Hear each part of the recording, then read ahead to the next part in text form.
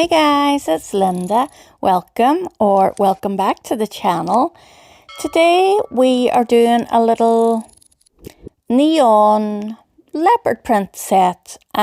This is going to be a set that I am going to wear myself, so I have sized it out to my sizes and I'm doing 2 hands, and my colour that I'm using here is from Pro Impressions called Pick and Mix. And the rest of the colours I have just used some JR and Jodson colours.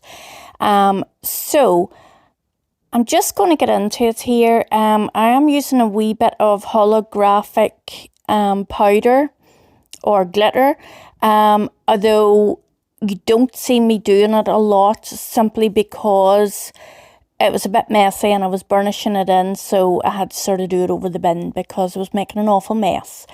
So I hope you enjoy the video. Don't forget to like, share, subscribe, and come over into the comments and let me know, is this something that you would wear? Are you looking forward to the bright colours of summer, or are you more of a sort of a autumn winter type of gal or guy?